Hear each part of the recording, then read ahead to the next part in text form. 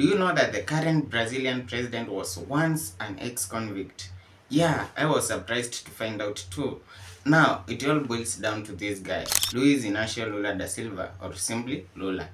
He was born in 1945, deep in Brazil's poor northeast, the kind of place where dreams were optional and anger wasn't. He was the seventh of 8 children, raised by a single mother who had nothing but still gave everything. Lula grew up selling oranges, shining shoes, doing anything just to survive. By his teenage years, he was already working as a metal worker. For him, life was harsh. In one factory accident, he lost part of his finger. Can you imagine? In 1970s, Lula's voice began to rise above the sound of machines. He became a union leader fighting for better pay and fair treatment of workers. Soon, he wasn't just speaking for himself, but he was speaking for millions. And that's how a factory worker became a national voice. He later founded the Workers' Party, known as PT, and started running for president. But the road wasn't easy. He lost 3 times. But still, every time he lost, his support grew. Then came 2002. Brazil was tired of corruption, tired of inequality, tired of fake promises, etc., etc. And it was at this moment that people finally realized they needed real change. Hence, they turned to the man who had lived their struggle. And it's none other than Lula. That's how Lula became president in 2003. Or let's just say Lula became ruler, or a poetic coincidence.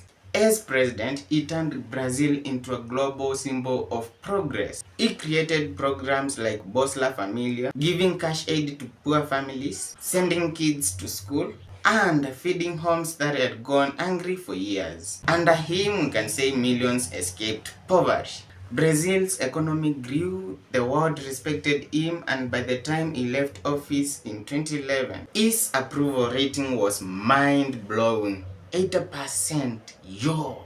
But as we all know, power and purity rarely stayed together. Case study, African leaders.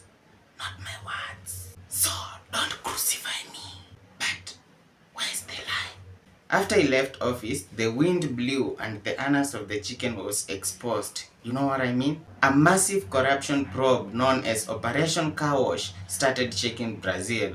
Investigators found billions of dollars in bribes flowing through state-owned companies and politicians. And here's the straw which broke the camel's back. They claimed Lula himself had received a luxury beachfront apartment as bribe from a construction company. He denied everything, saying it was politically motivated, a plan to end his career. But the courts saw it differently. You might think there was light at the end of the tunnel, but it gets darker. In 2017, Lula was convicted of corruption and money laundering, and in 2018, he was sentenced to prison. Lula spent 500 days behind bars, watching from his cell as his rival, Jair Bolsonaro, rose to power, preaching the exact opposite of everything Lula stood for. For a moment, it seemed like his story was over, a hero turned villain, a legacy buried. But then, in 2021, Brazil's Supreme Court dropped the plot twist of the decade. They ruled that the judge who handled Lula's case was biased and that he had no legal jurisdiction, meaning every charge, every conviction was thrown out. And just like that, the man the system tried to erase came back from ashes. What a miracle. At 76 years old, Lula ran for president again, this time against Bolsonaro himself. The campaign was brutal, emotional, and personal, and in 2022, the world watched as Lula did the impossible. The ex-convict, the symbol of working class, won. He became the president of Brazil the 3rd time. From a poor kid with no shoes, to a union leader with no fear, to a prisoner with no hope, and finally to a president with no equal. Because in the end, you can imprison a man, but you can't imprison a movement.